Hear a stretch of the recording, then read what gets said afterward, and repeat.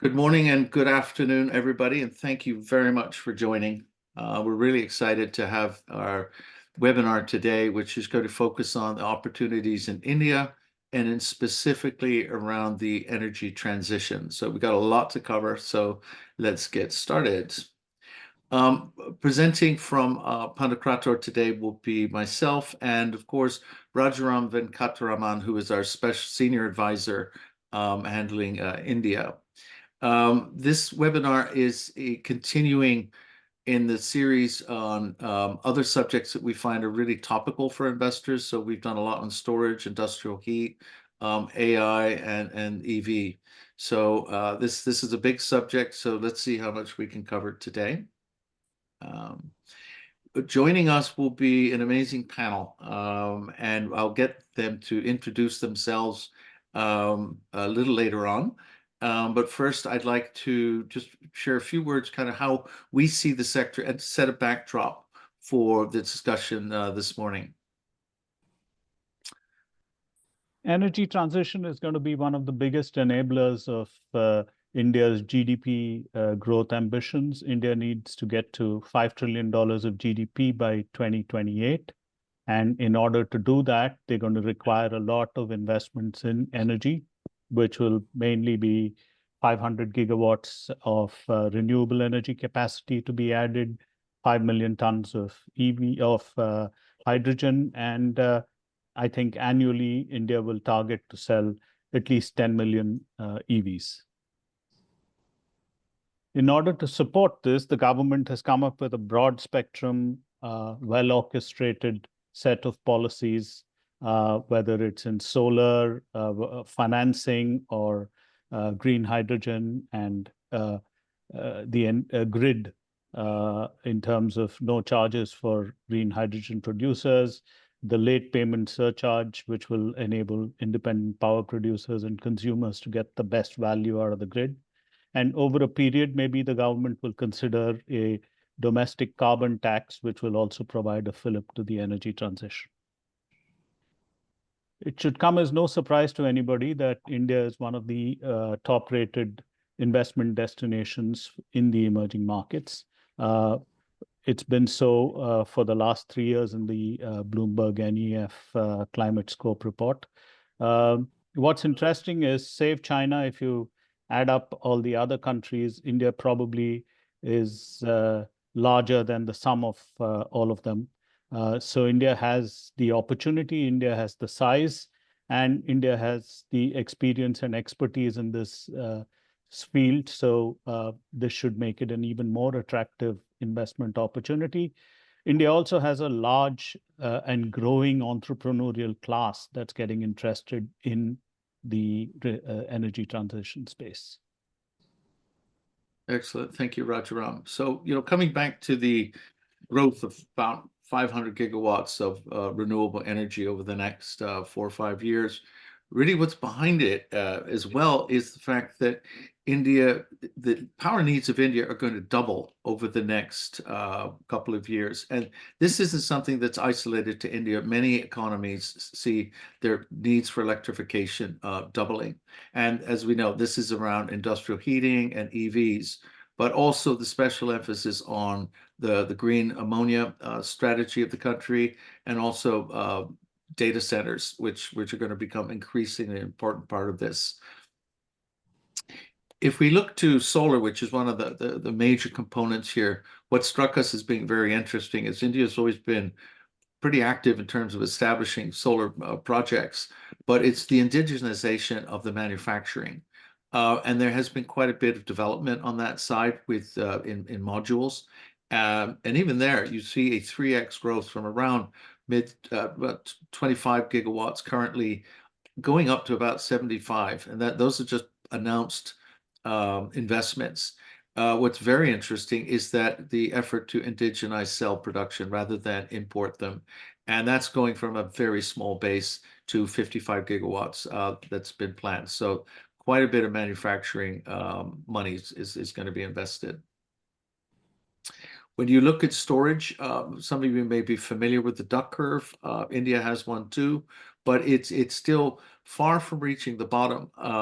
But the big challenge in India is reaching the peak. And this is going to, and I hope we can cover this a little bit later, is the real challenge here with India is as solar grows out very, very quickly, it's how much storage do we need and what kind of storage do we need to really shift that load from that middle of the day to the earning period, the evening period. So it's you need storage that's going to be more flexible and certainly longer in terms of its discharge capabilities. Two and three wheelers, we've already seen very good penetration so far, mainly driven by unit economics. It's now a proven fact that there's a 50% OPEX reduction for people that use their vehicles more than 50 kilometers per day. We think this is going to drive the growth in the EV sector, and these two segments in particular will continue to grow rapidly.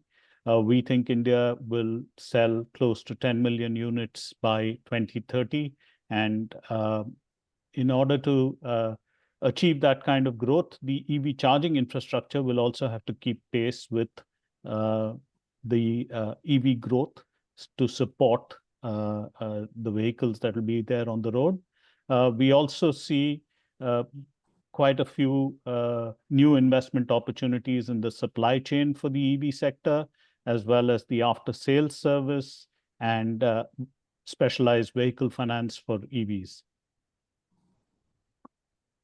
Okay, and on hydrogen, which we spoke about earlier, the target really is to see if the economics work. And I think if any country can do it, India probably can, maybe in addition to the Middle East.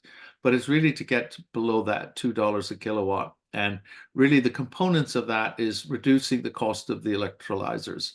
But the other one is really around efficiency of currently the market. It's somewhere around 50 kilowatts for a kilo.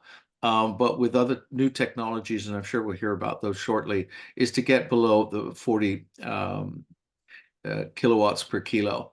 And then also, as we talked earlier about the transmission charges are reduced for hydrogen producers locally. So if you can get down to, below 5 cents a kilowatt, you've got a shot at it. But the investment behind this is it's not just in the electrolyzers or in the actual ammonia and hydrogen production. It's really going to be looking through that into the amount of power you're going to need. So the vast majority, 65, 70% of the 125 billion over the next 5 years is going to be required. It's going to be for the power. And you've already seen a number of the larger corporates stepping up locally, Reliance, L&T, Adani, Greenco, and so on. And we'll hear more about this sector from Phil from Ceres Power later this morning. And before we sort of hand over, one of the big themes we had is that when people think of India, they think of the top business houses. But what really is, the deeper we look into this, there's this huge pool, and this is illustrative. This is not, inclusive by any stretch. But the number of players that are adopting or getting into the energy transition is pretty astounding. So I think if I were a foreign company looking at doing business in India, the pool is getting deeper and wider. And which we could only bear well for the future. So before I introduce the panel, just wanted to thank some of the companies that we have been in discussions with recently that really kind of gave us some very interesting insights as we prepared ourselves for this. So I just wanted to thank them as well as the panelists. So let's get down to it. And I'd like to introduce the panel. So if we could take just 2 minutes from each of you. I'd like to start with Amit from Kotak. Amit, thank you.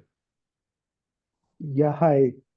Thank you, everyone. I'm Amit Jain. I have been working in the credit investment side for last 20 years or so.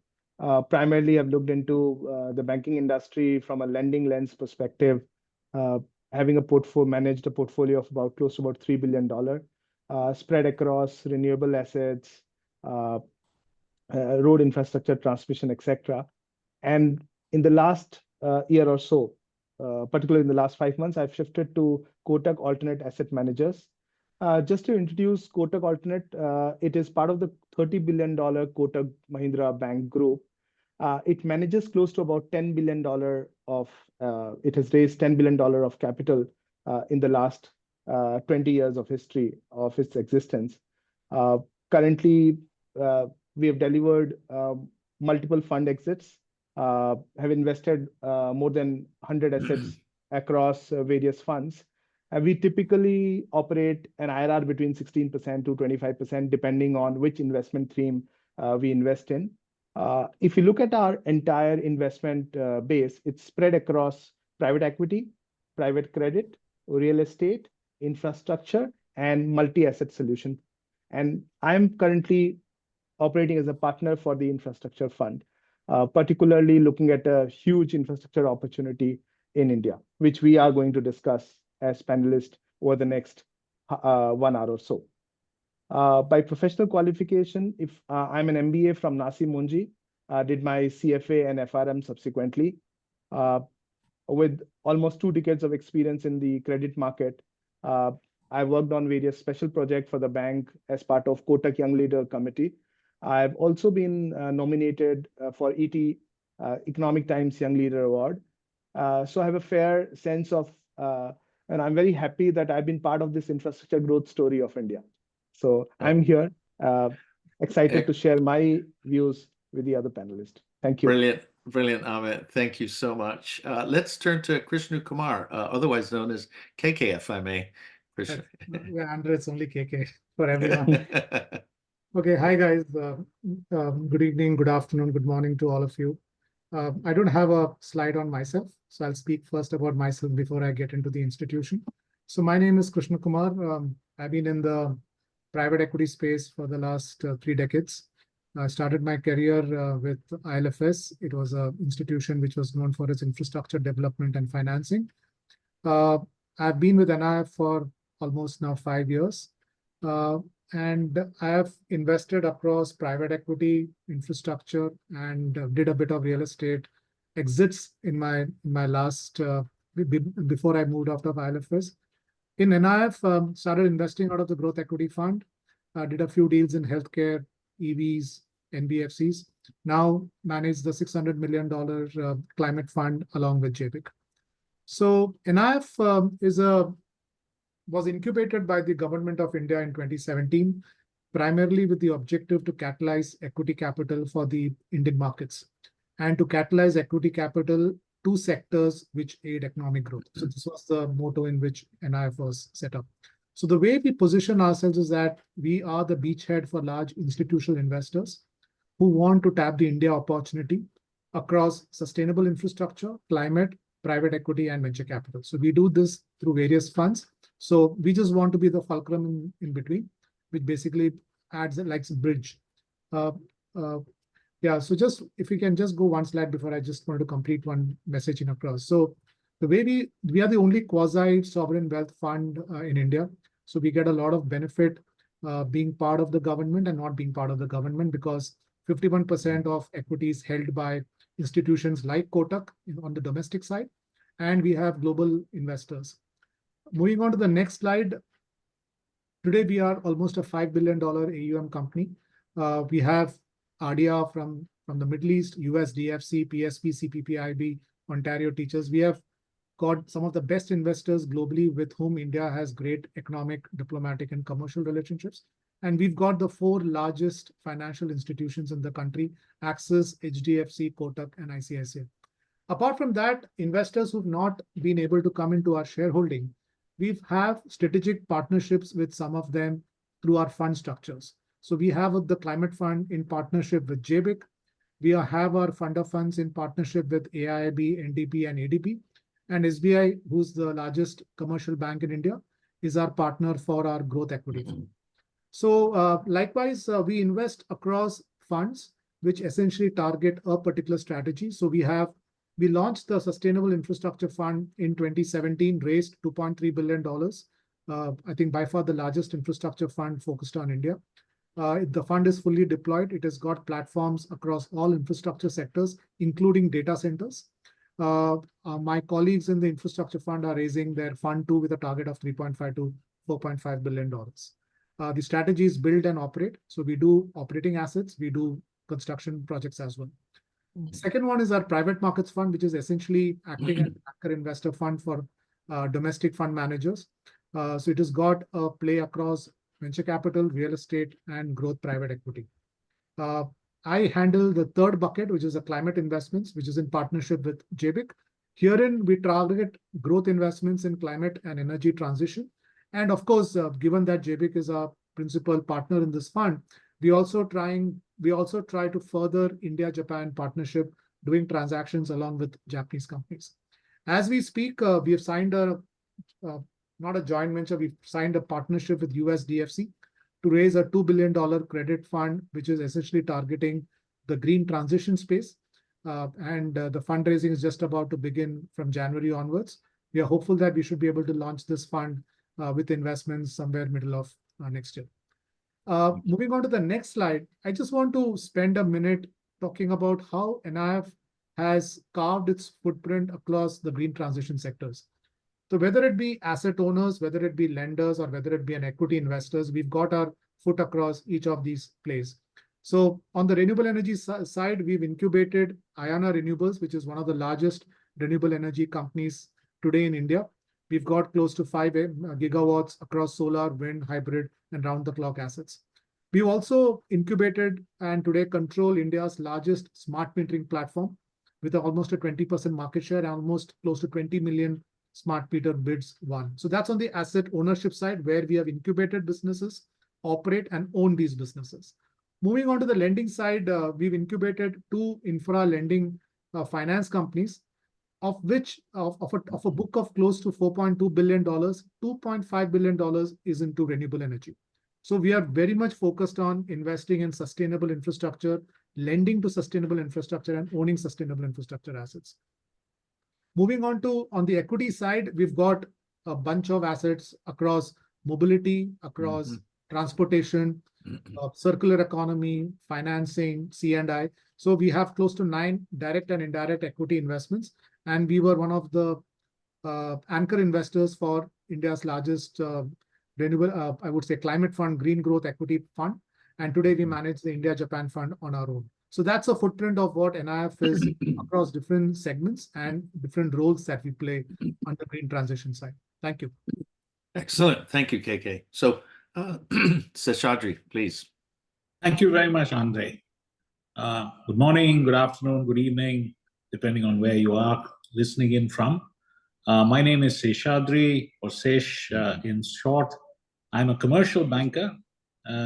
In stark contradistinction to my friends who went before me, we do the boring stuff, which is collect deposits and ensure that they reach businesses that are investing in their businesses or individuals that seek credit in one form or another.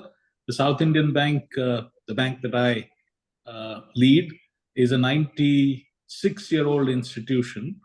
It has approximately 8 million customers across the country. And we have a very strong presence in the southern and western parts of India, which also happen to be the largest growing parts of India in terms of economic growth. I've been a banker all my life. I have the distinction of having worked in Citi, which is where Andre and Rajaram worked at one point in time in their long career. So I look forward to contributing during this conversation. Excellent, Sesh. Thank you very much. Okay, if we could turn to Phil from Ceres. Thank you, Phil. Thanks, Andre. Hi, everybody. I'm Phil Caldwell. My little bit of background, I've been in and around hydrogen for 20 years. And before that, I was 10 years in the chlor-alkali industry where we used to throw hydrogen away. So I've been around electrochemistry and electrolyzers for probably longer than I should have been.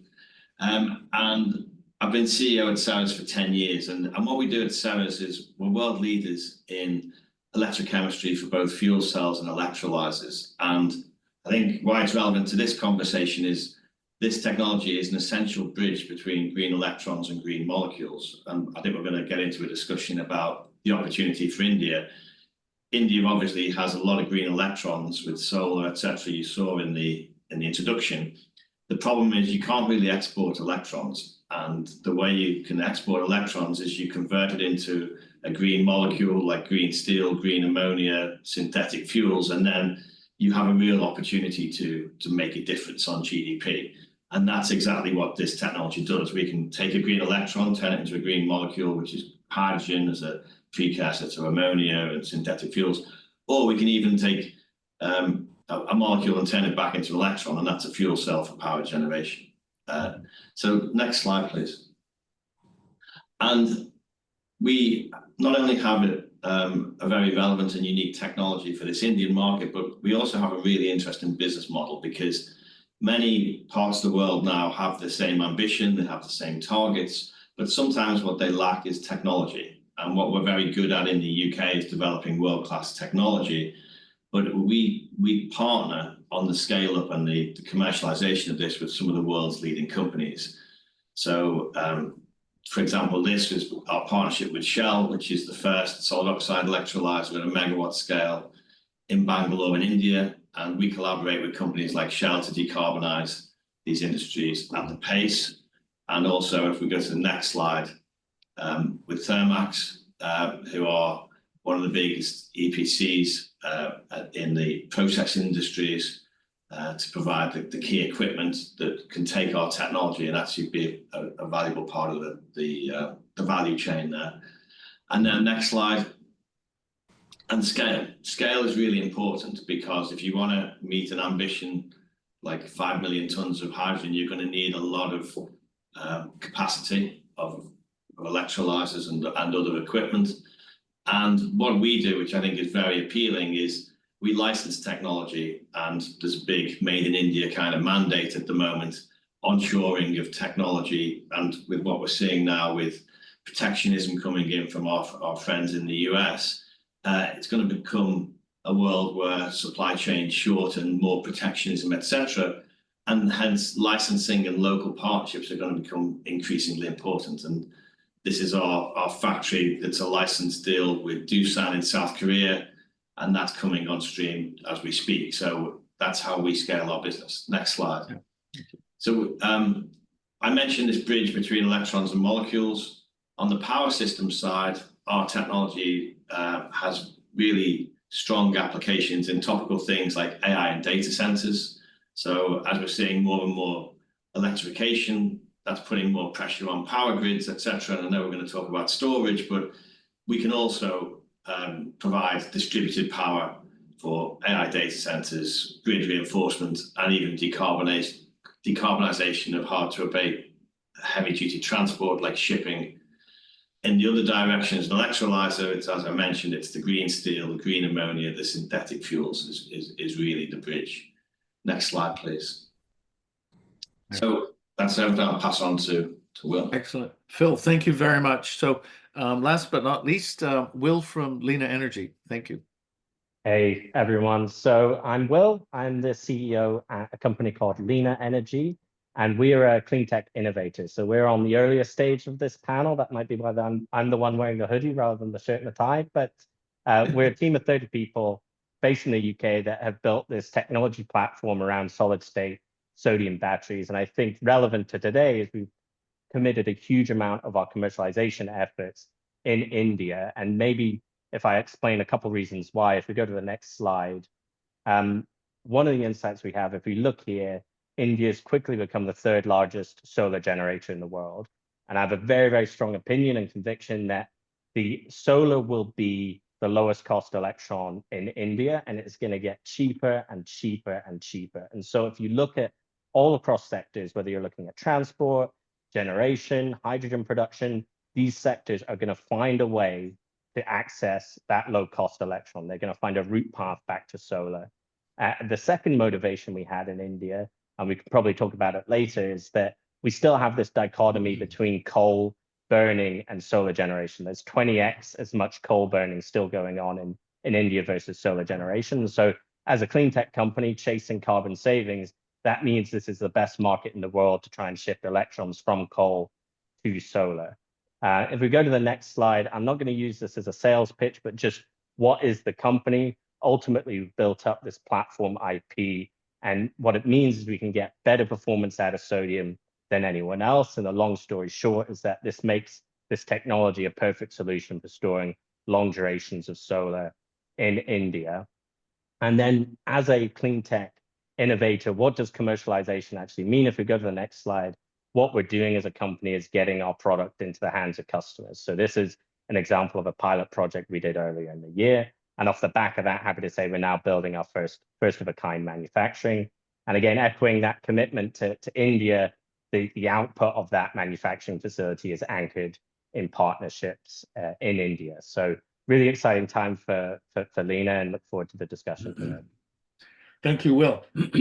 So that's brilliant. So if we could maybe kick off our panel discussion and maybe start off with just a view of the landscape. You know, one of the themes we've been looking at is the proliferation of the interest among not just large companies, but small and medium ones, and how they're looking into that. And maybe we'll start with the less sexy part of finance, Sesh.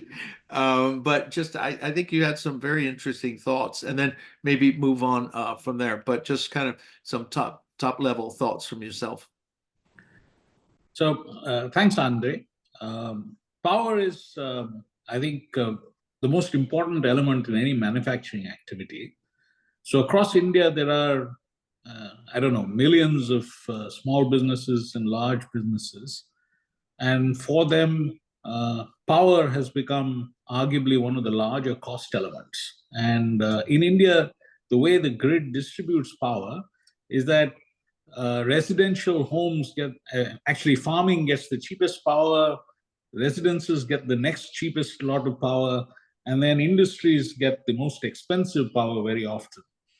And therefore, many of the businesses in India are looking at generating their own power.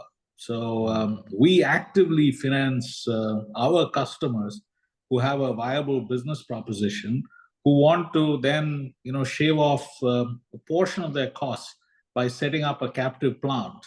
Up until recently, the Indian grid was offering both banking and wheeling. You could use the grid's distribution mechanism to actually get the power to you and also bank it.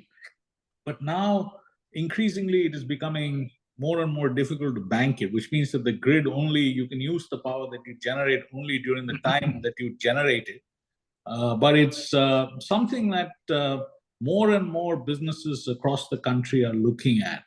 And it's an area of very active interest, given the fact that solar and wind can actually come in sizes and scales which are economically viable, even when they are not particularly large. That's interesting. And Amit, just turning to you for a second, what are you seeing in that? Because it's interesting from Sesh, you've got, even at small scale, this is economically a really viable proposition. Right. I think one thing what Shesh just mentioned regarding the scale, just to give the audiences a sense of how big this energy transition opportunity in India. If you look at India power consumption share globally, it's about 6%, while the population share is 18%. If I do an example of China, which has got similar share of population, 18%, consumes 33% of global power consumption. So we are right now at 6%, and 33% is where the opportunity is. So it's about close to 5x. And if I look at the opportunity in India, 50% is C&I, and that's what Shesh talked about, that commercial and industrial customers contribute to 50% of the power demand in India.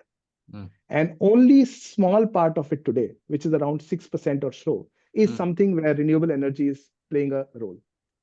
If I look at how India is evolving, there are a lot of development from a government policy perspective which has happened with respect to wheeling and banking policies, with respect to ISTS connectivities, which are helping the C&I business to grow very fast. What has also changed over a period is the power cost. At the end of the day, the cost makes a lot of difference. Just to give you a sense, in 2010, the power cost per unit when the first auction started was about 11 rupee per unit. So if I see the same cost today, it's 2.5 rupee per unit. So it's about 3 cents per unit. Now, this is as cheapest as anywhere in the world today. So hence, there is a transition which is happening where the corporates are moving from non-efficient state utilities to a group captive mode of renewable power. So that's a huge opportunity per se. But Yeah. I must share, this is a very small share of the overall investment that we are looking at. So what are we talking about? We are talking about $500 billion of investment happening in India in the next 5 to 7 years or so. It's the entire investment, and for benefit of the larger audience, is happening in 4 key buckets. The first bucket is renewable energy, where we are planning to go from 200 gigawatt to 500 gigawatt. That's one. It's a huge opportunity for everyone. Second is transmission sector.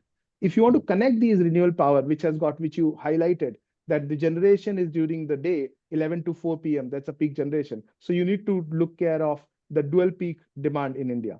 So there, transmission infrastructure plays a huge role. So we are spending about $100 billion in the next 5 to 7 years. Third, green hydrogen.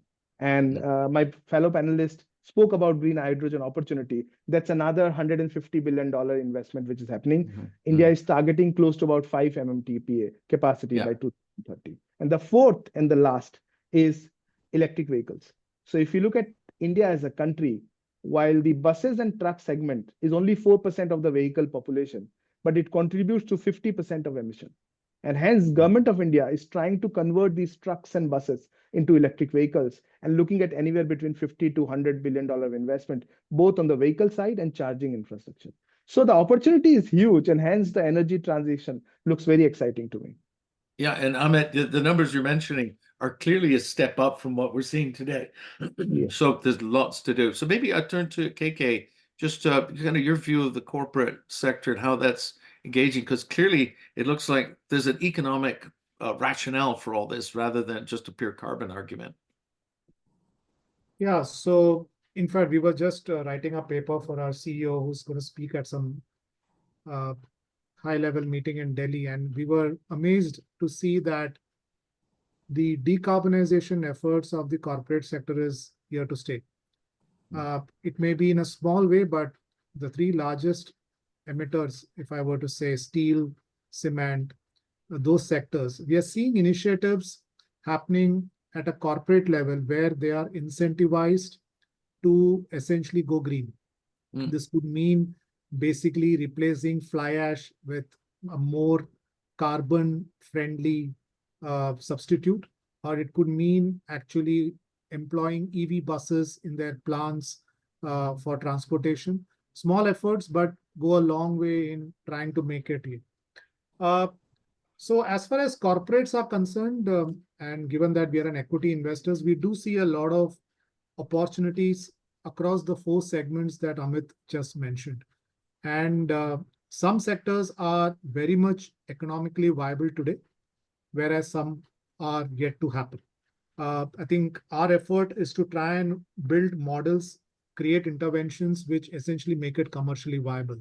So while we have seen opportunities on each of these 4 sectors, we have essentially gone deep on the renewable energy side because the tariffs have come down so well that there is a large offtake possible, and at which we can still make mid-teens kind of returns for a large infrastructure fund like us, which is something like, I would say, high single-digit dollar returns for a pension fund like CPPIB or a software fund like RDF.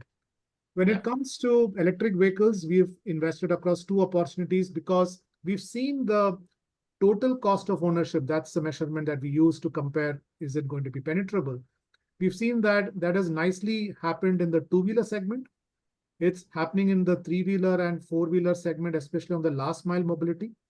Cars have already demonstrated that, and you have a lot number of EV cars across models from the Toyotas and the MGs of the world. And and the government is ensuring that on the urban transportation, the buses segment, there is a mechanism which is put in place which ensures that there is a commercial aspect to producing and operating a bus network in a metro city like Bombay, Delhi, Bangalore, so on and so forth. Coming to the other two, I mean, C&I, of course, I'll put it into the renewable energy bucket. But coming to segments like hydrogen, we need a little bit more work to be done to ensure that the total cost of producing green hydrogen is competitive for the industry. I do not expect corporate India to source green hydrogen for the sake of climate and have a drain on their profitability margins. That's not going to happen. Unless you can bring the total mathematics of producing hydrogen well within a cost wherein it makes sense for them, only then we see that. And that is why you need two things. One is technology, one is low cost of renewable energy, and the third thing is scale. As Phil mentioned, scale is extremely important to make some of these technologies work from a commercial perspective. And that's what funds like ours are trying to ensure, that we support business models which have the ability to scale up, but they have a lack of capital. And that's what we are essentially looking at. And the fourth bucket, which is essentially all the new age technologies are evolving, and we are looking at that, but not at a level where we can put in a growth equity fund capital of $50 million. So electric vehicles, renewable energy, C&I, great segments, hydrogen, getting up the curve. Others are on the venture stage at this point in time. Excellent, KK. I think that's a really interesting lead into maybe Phil, some of your thoughts on kind of the corporate landscape in India and kind of what the drivers of uptake of the technology. Yeah, look, I agree with KK. I don't think that Indian corporates are doing this because out of the goodness of their hearts. I think that they're doing it because they see the big economic potential for India, driven a lot by government policy from the top, and the engagement that we have with the on your pyramid, the large corporates. Their ambition is probably bigger than almost anywhere else I've seen, apart from, say, China, and it is because of that economic opportunity. The way it's coming about at the moment is India obviously is trying to localize as much as possible. So there's in my experience, a very sophisticated, well-trained, skillful workforce there, engineers, scientists, etc. But there's a lack of homegrown technology, and there's the capability to manufacture. So the Made in India agenda totally makes sense, and I think that's a big driver. The scale is the thing, and it's scale and technology. The technology that we're seeing on the hydrogen side today in India is the established technology, which is the alkali. Unfortunately, or depending on how you look at it, today that's been a lot of cheap Chinese technology that's been grabbed and is quite low cost, but is low quality, in my opinion, and also low efficiency. But I think these big corporates are starting to engage, particularly with the next generation technology, like the solid oxides that we have at Ceres, because when you talk about infrastructure, efficiency matters. So today, those technologies are at best about 55 kilowatt hours required to produce 1 kilo of hydrogen, whereas the Ceres technology that we're demonstrating in Bangalore is about 37. So that's 37 kilowatt hours for the same kilo of hydrogen. So if you want to make 5 million tons, you're going to need 30% less upstream renewable energy to get the same production. You're going to have 30% less energy cost. You're going to need 30% less solar panels or wind farms to generate it. So I think India is going to move on to these new technologies, but it has to be done at tens of gigawatt scale, and that ambition is clearly there. And to get one interesting point, which maybe we'll come on to at the energy storage side, is in the corporates I talk to, they all headline with, "Oh, we've got power at $15 a megawatt hour." The problem is they can only provide us with that power for about 6 hours a day. Right. Yeah. So when you say, well, give me 24/7 power, then the cost suddenly jumps up because you've got storage costs in there, which are pretty significant. So your base load for industry, levelized cost of power, is somewhat different than the headline numbers that you get. So until you get that 24/7, maybe there's an opportunity for the storage side, but that's where the overall cost of the energy has to come down to some extent to really hit the low cost of hydrogen, but also efficiency needs to go up, and that's where your project costs, the work we're doing with people like Shell, we're looking at levelized cost of hydrogen, levelized cost of ammonia, levelized cost of steel, because the big opportunity for India is not just in the domestic market. They see an opportunity to switch from this import of fossil-based energy to exports of DRI, so reduced iron, ammonia, these transportable goods that really makes that difference to the GDP. So for us, it's a focus market because ambition is there, corporates are there, funding is there, and political will is there. So, and there is a lack of homegrown technology, but the capability is there to adopt and scale. So it's kind of hits all our sweet spot from what we look at it. So yeah, no, thank you. Yeah, and Will, everyone's talking about storage. Yeah, so absolutely. And I think if we take a step back then, the need for storage is pretty intuitive. What's different in India, I think, is we all agreed that this opportunity is massive. It's huge, right? The decarbonization opportunity is huge. And then if we look at the ingredients and the fundamentals of the grid development, we all have to recognize there's a different playing field than anywhere else in the world, right? We are growing a grid massively with access to really cheap solar, which is the first time we've ever done this. And we are exploring a new distributed grid as opposed to centralized backbone based on gas and coal. And so the next step you have to assume is that the Indian grid and infrastructure is not going to develop by the same playbook as we saw in the West, right? It's going to develop much quicker, and the opportunity is big enough that we're going to see the India grid leapfrog in terms of how that grid develops. And that includes, I think, the adoption of new technologies. So whether that be better hydrogen production, whether that be better batteries like we're producing with sodium, that will happen.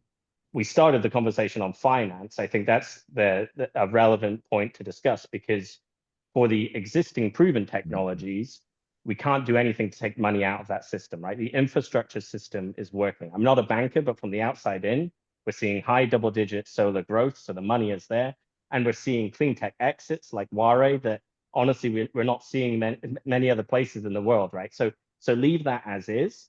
I think the disruptive element, the opportunist element is that, okay, when it comes to adopting those new clean technologies, Phil mentioned, the UK are good at developing novel technologies. It also means that you've got well-funded startups who are spending 10, 20, $30 million on R&D, and then Indian large corporates get to pick them once they're at the stage of actually deploying.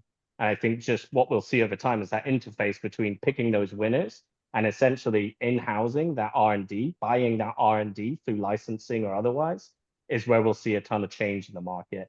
And probably the earliest signs of that, I think we're very close to seeing a lot of maturation in and around corporate venture capital in India. Right now, it's mostly done on an ad hoc basis, but I think those will be the first movers.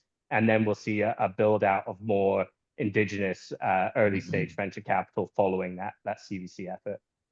Yeah, in fact, Will, that's exactly the kind of the point I wanted to sort of get to. And if I could just have you expand on that a little bit as we talk about the financial landscape, I think maybe, and Rajaram, you can sort of build on there with the group, but from an outside player, and you've spent a couple of years, discussing projects and partnerships in India, but just kind of from the outside, how do you see the difference of kind of the Indian landscape versus, what the rest of the world sees? Because I think that's an interesting perspective. Yeah, well, I think it shouldn't be a surprise that when you've got this many opportunities, India is not the first place to go for patient capital, because why be patient when there's opportunities left, right, and center that are fast paying? It's a much easier, in my experience, it's a much easier place to do B2B business in terms of getting your technology in the hands of really established partners. And until you've done that, I think it's not a place to go to try and attract capital. There's existing clean tech ecosystems in the West that will be attracted enough by the carbon impact potential to fund a company like Lena through its early stage R&D when the risk is the highest. I think, like I said earlier, where the interface is that pretty quickly now we're going to see companies that have enough money to spend on infrastructure and then want to be on the leading edge of technology, want to be the first mover in hydrogen, want to be the first mover in sodium batteries, want to be the first mover in a certain class of EVs, and they'll have to dip in to get access to new technology, because solar IP is pretty much non-existent. Hopefully no one takes offense at that, but it's pretty much commoditized, right? A solar cell is a solar cell. We're not seeing perovskites really take off. It is what it is, and it's a commodity. So when companies in India are producing manufacturing facilities for solar, there's not a huge amount of IP in it. The shift towards this next stage is going to be, you're going to have IP if then you want to be the early mover in a new sector.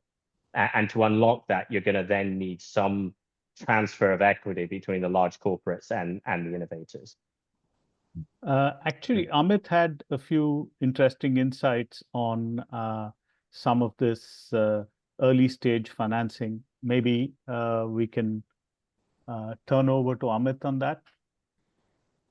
Yeah, I think it's, if I look at the entire financing market in India, primarily the traditional lending piece, I think the traditional lenders will come when the market matures. So I still believe large part of traditional lending will happen in more mature segments like renewable energies. This is where it comes. If I go a slightly other side of the market, which is electric vehicles, what we'll just mention that storage is something which has become a necessity and will attract investment. I completely agree with it. One of the key reasons why I believe so, it will happen and it will attract investment both from a debt and equity side, is what has happened to the cost. I think the solar today has got so many buyers ready because the costs have come down significantly. If I look at the storage cost today, a lithium ion battery in 2013 cost was $780 per kilowatt hour, which is today available at $75, $78 per kilowatt hour. Now, this particular drop of 90% has made storage much, much more attractive today and make commercially viable business model around it. Yeah. Second important piece is scale. If your costs have come down, how do I increase scale? You need a ready market for a storage solution. Now, if I look at India as a market, there's a huge investment happening on the EV side.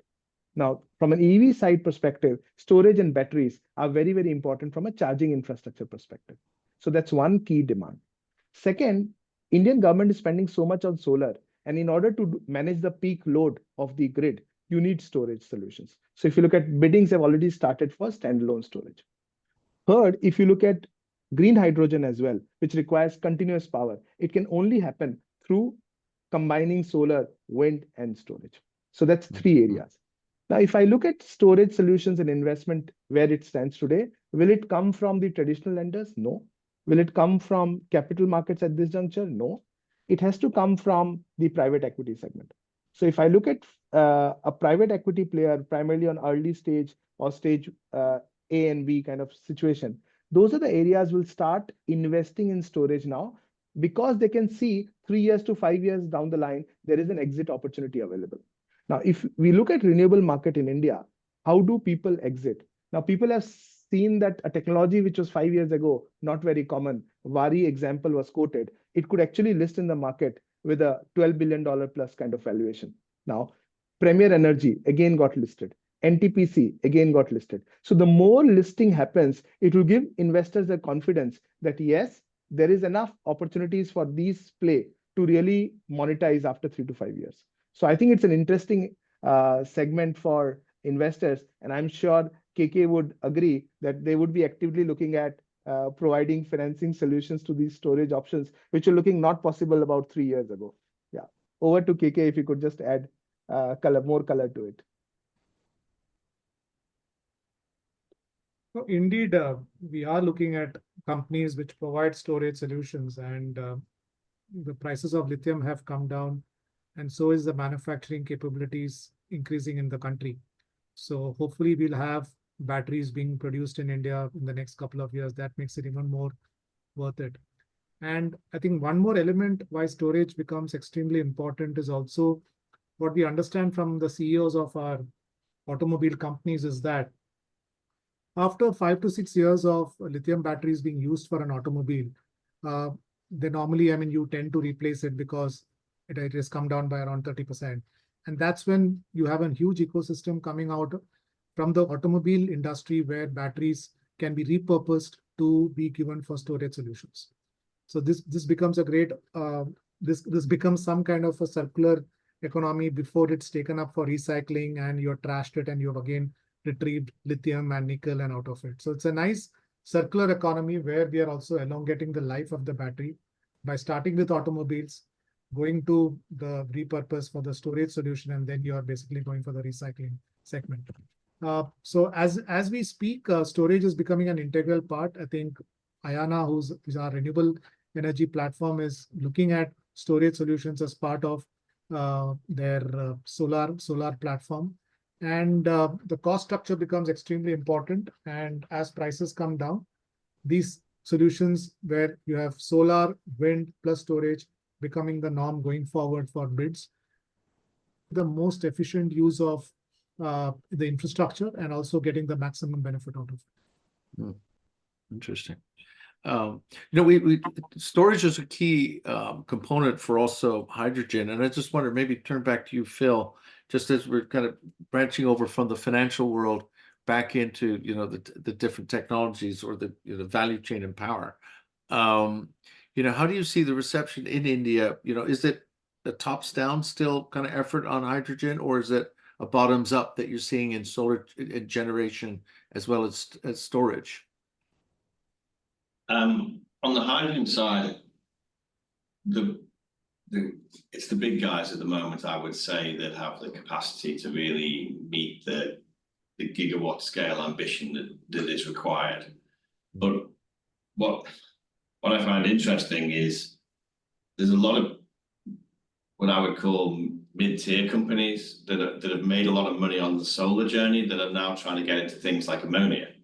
Now, in some ways, that scares me a little bit coming from the chemical industry, because there's a big difference between plugging in solar panels to actually making pretty, high hazard molecules like ammonia. So there's a different set of expertise. So your industrial players are key, I think, if you really want to go after steel, ammonia, etc. More entrepreneurial players, I think, are going to find it harder to get into, that ammonia type market. So I think it's going to be the people you would expect, the Reliance, the Tartars, maybe the Adanis, those kind of companies you've got to be of sufficient scale really to get into that molecule business. So I think it is somewhat different than the pure play of the solar industry, where we've seen a lot of entrepreneurial success in India. So that it's probably the only market I've seen where there's a lot of new entrants trying to get into that industry, which probably doesn't exist elsewhere. Elsewhere, it is dominated by the big established chemical players. Yeah, no, that's one of the things we observed, is that the independent financial investors, you have a few hydrogen specialists outside of India, but given the growth in India, we have that's an open door in terms of Amit or KK for financial investors that are specializing in hydrogen. I think there's an opportunity there somewhere. Yeah, KK, if I can take, or you would like to go ahead? You can start. I think I will go back to the same commercial logic. For financial, it's very important that any technology which comes, it has to become commercial viable for us to go large or make a large exposure to it. If I break the hydrogen, green hydrogen, and why the story would be slightly different how we played solar. We were more like emulator with respect to the solar growth. We waited for the world to grow in solar, and then we started the growth. India manufacturing, module manufacturing in India now. I think they're doing green hydrogen slightly different.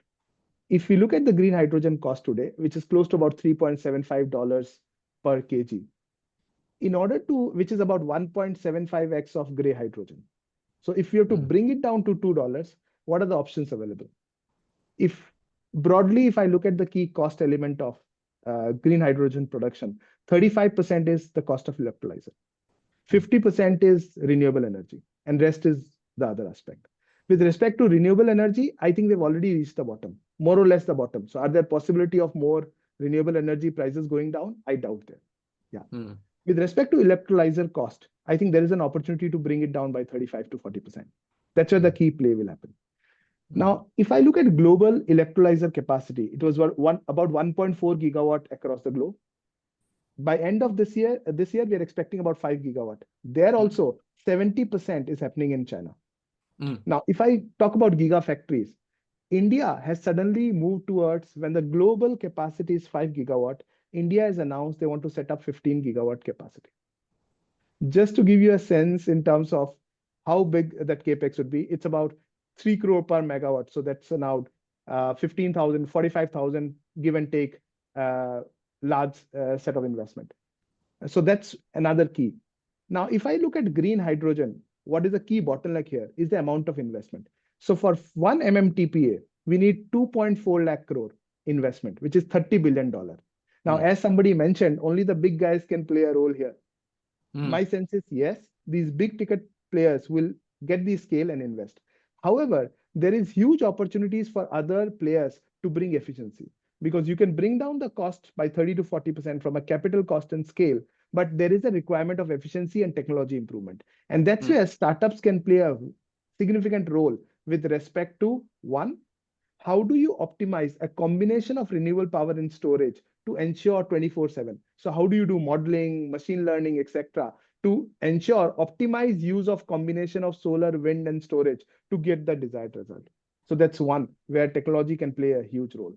Second, on the grid balancing side as well, I think there is a huge play which technology and the smaller startup ecosystem has to do there. So I think this is where India is. So maybe in 3 years' time, India will reach to a scale where much larger participation can happen on the green hydrogen side. But the key issue is we have to bring down cost by another 50%. Interesting. Over to KK. Yeah, KK. I have a nice analogy here. So when we started looking at EVs way back in 2021, we never thought we would make two investments in 3 years. The way India came out with its policy framework for EVs, the way the TCO economics worked out, thanks to lithium prices going down, and thanks to some of the startup ecosystem, and thereafter the incumbents catching up, the EVs today a private equity play and not a climate play anymore. I see that something similar for hydrogen, because as Amit mentioned, we can't think of reducing renewable energy costs.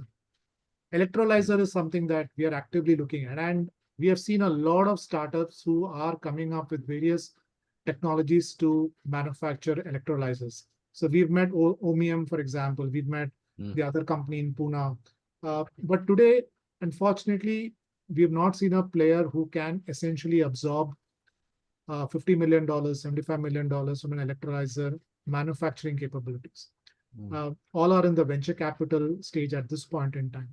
But we do see that segment really coming up with solutions which can be of scale, wherein players like us can probably fund it 12 to 24 months down the line.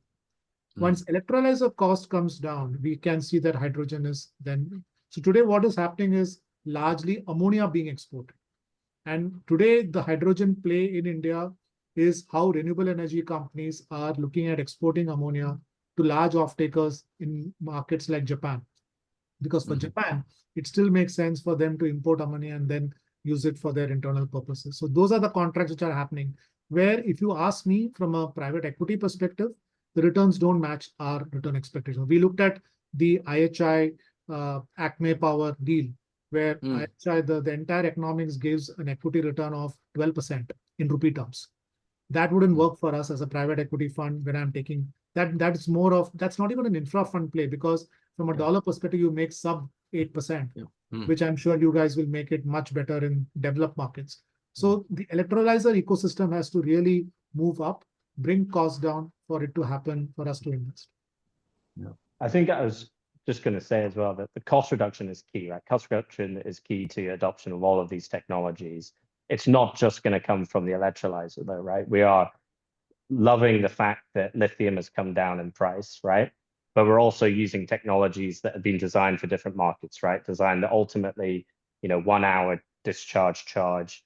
Andre, you opened up with, okay, the technology you need to levelize wind plus solar into an electrolyzer doesn't need to be able to charge in an hour, right? It's a much slower battery. And that allows you to then use much cheaper batteries like sodium. There are other technologies out there, chasing that opportunity. But I don't think we should underestimate that there's still a lot of headroom and opportunity space in bringing the cost of storage down as well. Good, low prices are good. They will get lower through new technologies because the opportunity is big enough to fund organizations like myself to bring that to the forefront. Just wondering, Sesh, any thoughts or Phil? Because I think it's really kind of going around the new technologies versus the readiness. When it becomes economic, we know we need it, but what's the tipping point? I think for when either corporates jump in and sort of say, okay, we're going to commit to it, or financial investors, whether they're specialized or not. So, because I think there's so much going on in India. How does one technology or one area sort of grab that attention, if you will? I can come in on the technology adoption. When you're talking with these large corporates, they do tend to want to have a certain level of confidence, what call it technology readiness or manufacturing readiness, and so I think the private equity world has a part to play in bringing these technologies to a certain point, but then there's a scale-up gap that sometimes opens up, and we've been living that journey with Ceres, and that's why we have this licensing model. Because when we sell a license, we've licensed this year to the Japanese, to the Koreans already, Taiwan, India. When somebody takes a license, they're really choosing to actually enter into a whole new business line, and when they lay down a factory, that's hundreds of millions of dollars commitment. And they're not going to take that financial risk unless they think it's a bankable technology. So you've really got to get to it's not just enough to have an efficiency proof point. You've also got to be able to demonstrate its manufacturability at scale. And that's why technology definitely will play a role, because there has been this point, which was made by Amit, which is, it's been how cheap can you get your electrolyzers, but that forces you down one route, which at the moment is cheap alkali from China. But then 2/3 of the cost is the energy cost. You've got to get after that efficiency. That's a next generation technology that doesn't exist in China today. That's what companies like Ceres has.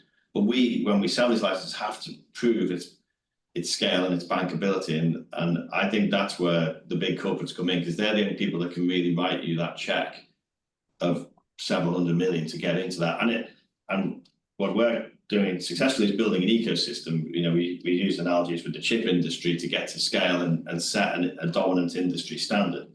But that ecosystem on the Ceres technology, we've raised $250 million in the London markets, but very quickly that scales with if you add up all the investments our partners are making, that's well over $1 billion in the core technology.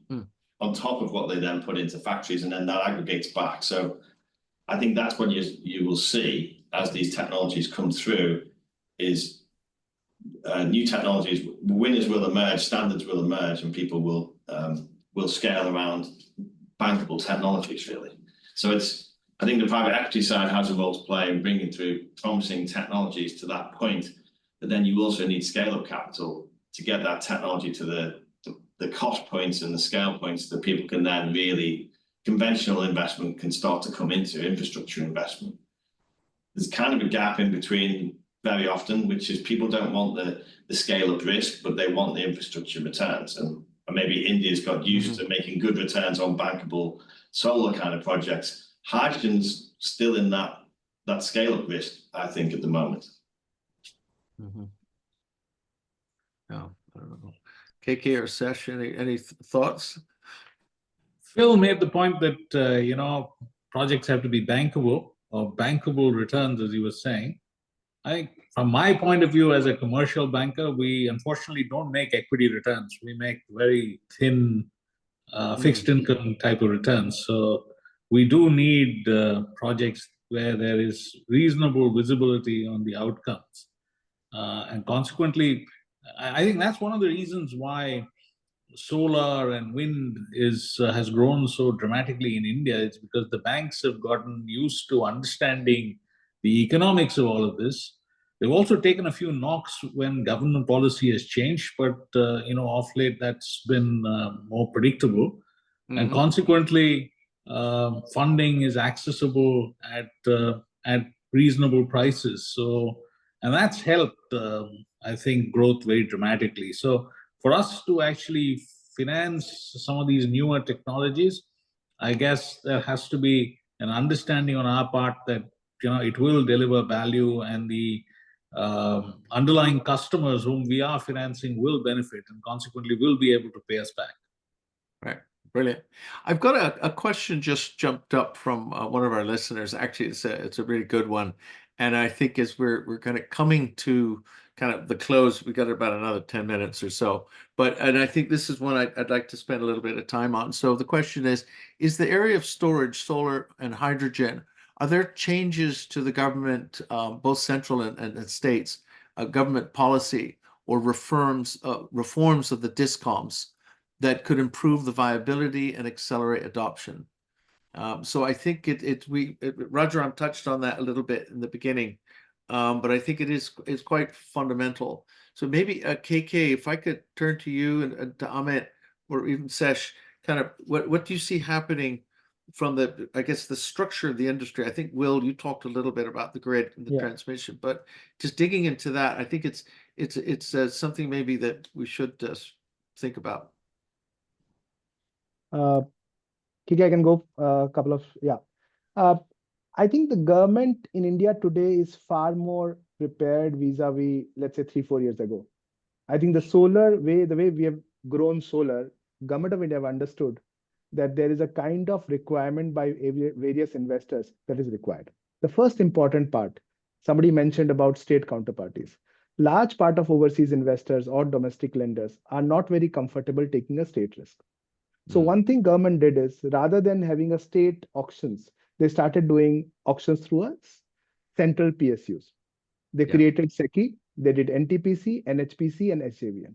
So one, they've taken care of the counterparty risk. In green hydrogen also, they are doing contracts through SECI. So your counterparty risk comes down, your financing cost comes down. That's one.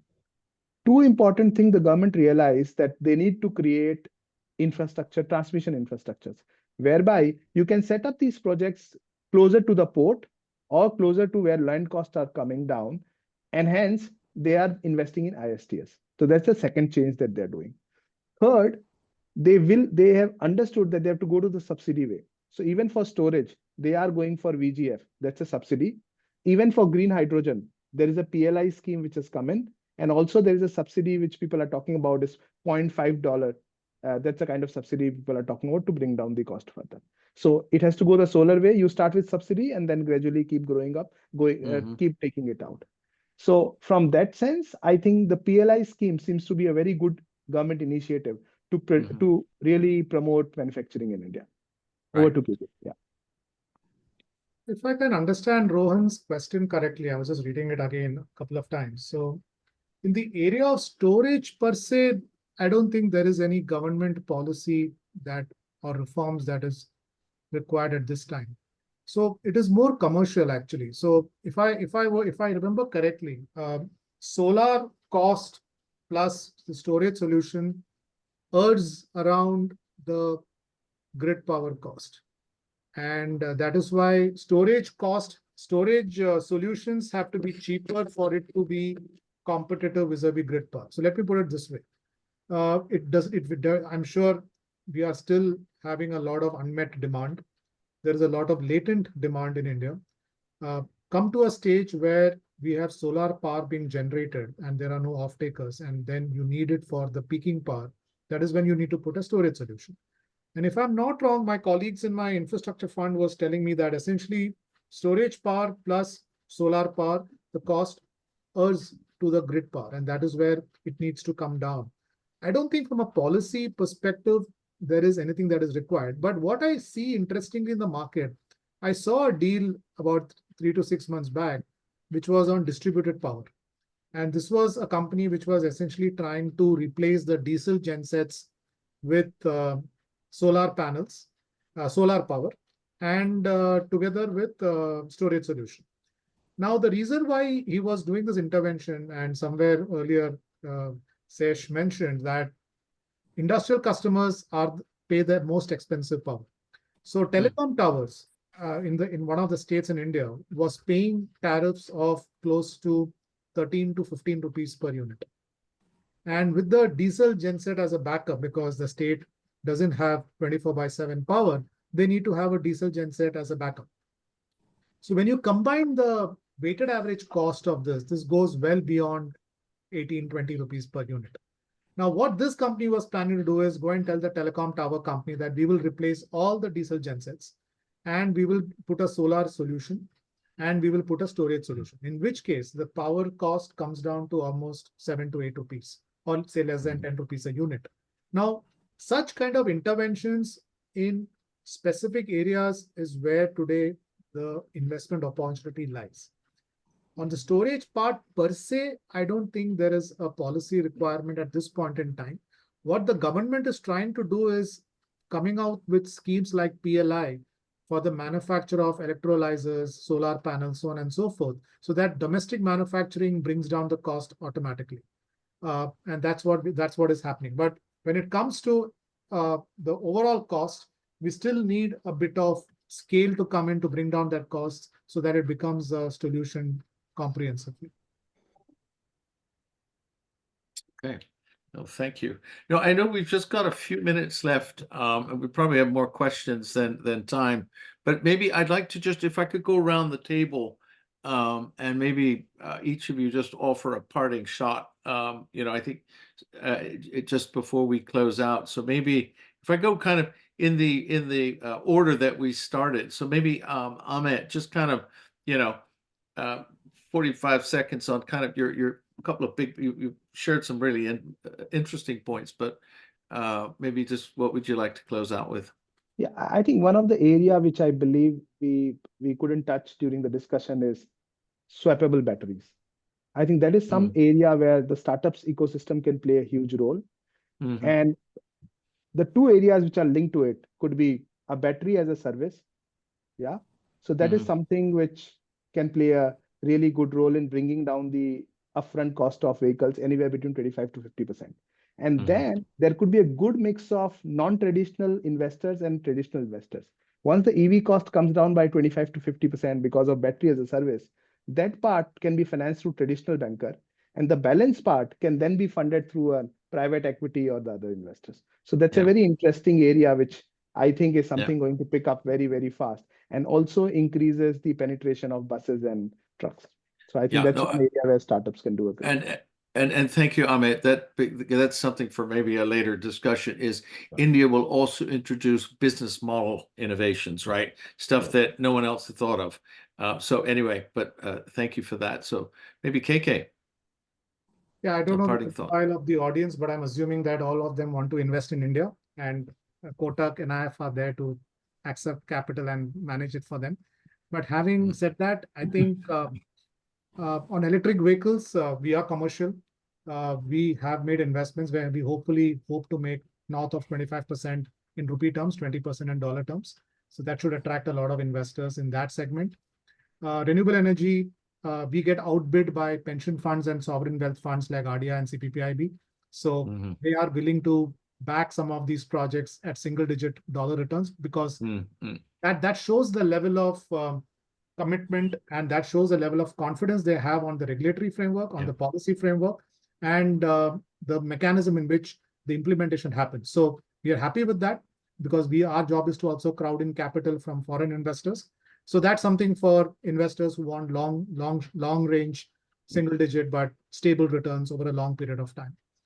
New technologies emerging. We have a good VC ecosystem, and I'm sure they will try to ensure that these opportunities become scalable for funds like ours and Kotak to invest and make it more scalable from a listing perspective.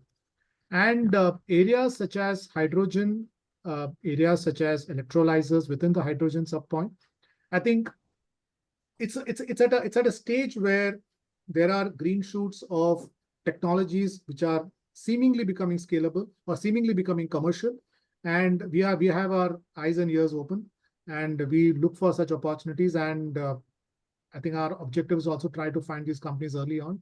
And hopefully, I'm very confident that the way EVs have scaled up from 21 to 24 in the last 3 years, I would possibly be sitting on a panel in 27 and saying that this is what hydrogen was, and today it's become a commercial investment. So that's how I see the markets really shaping.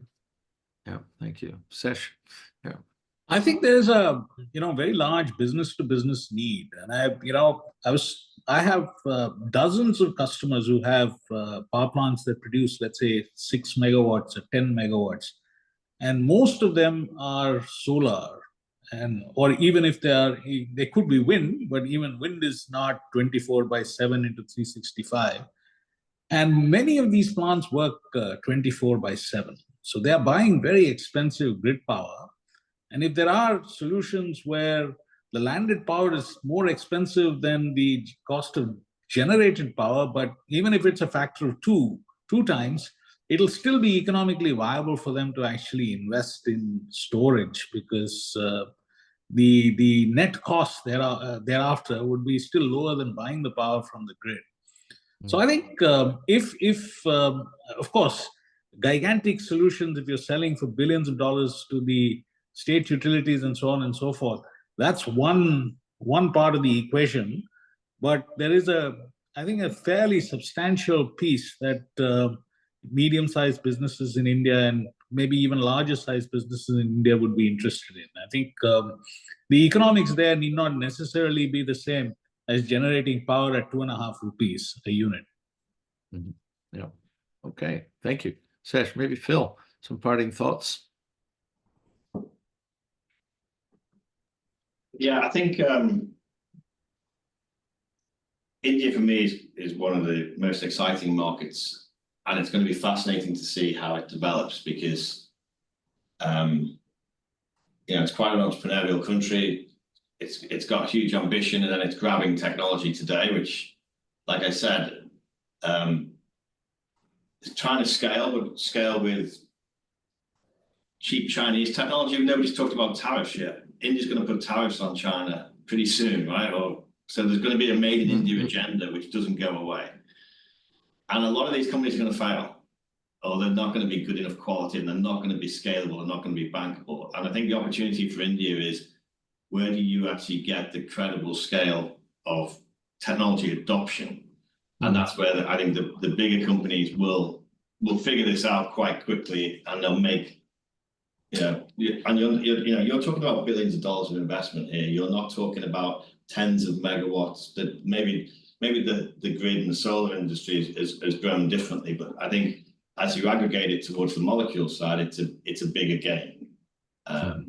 So I think it's going to be really interesting to see what happens with the next wave of, once you get past demonstration size projects, and you really want to go fast on gigawatts, then you're making very large bets, and they've got to be right, and it's got to be bankable and manufacturable and all of those good things. So it's going to be interesting to see how fast India can progress on these technologies. But I think that in terms of the incentives there, the economic and the political incentive is clearly there. I don't think it needs any more encouragement for these big companies to get on with that, and a lot of entrepreneurs to kind of feed into that as well. So it does need to move on to higher efficiency, lower cost, as we've said, and the quality, because I think there could be a false economy of cost and quality as well that we're probably going to go through in the early years. Yeah, excellent. Thank you. And Will. Yeah, great discussion. Have enjoyed it. I guess if I take a step back, think about everything we've talked about, and think about India, the macros are there. We all agreed on that, right? Huge growing demand, low cost electrons. The carbon impact potential is there, right? A huge opportunity to save a bunch of CO2. That's attracting in external international investment into the space, but also they're attracted to the fact that the exit is there, right? There's a visible route to actually exiting clean tech in India right now. So all this opportunity is getting bottled up into a powder keg.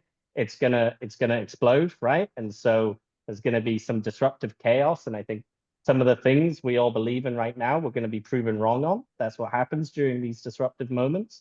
But But what you will undoubtedly see is some big, big winners coming out of this, right? And so we're super excited to be in India, positioning ourselves to be one of those winners. And for everyone watching who are interested in stepping into the ring here, right? Clearly, based on the discussion today, the opportunity is here, and it just takes to step in and to go for it. Excellent. Well, that's great. And like what I think this has been a real eye-opening discussion. So maybe in closing, I think we, as you said, we all agree on the macros. And I think where the size is getting to the point where there is scale, it's attracting huge pools of capital, and to complete it needs to step it up. But I think one of the two themes, one of which we've already mentioned, is that the number and variety of corporates within India, as well as those entering India, is growing geometrically, right? I mean, the number of players that benefit from it. I think, Sesh, you mentioned, in your world, people are doing it just makes sense. But so while the ecosystem is growing exponentially, I think the other piece that we see, and is kind of for future attention, is that with something simple like solar, or something simple like storage, or hydrogen, within those three, and with EVs even, you're going to open up a ton of different industries that feed off of that. I mean, for example, I think we are in the Microsoft and Cisco moment in the 90s in terms of the IT industry. We're building an infrastructure of power generation, of storage, where I think the grid flexibility and intelligence, and where I think India also has just untapped, strength.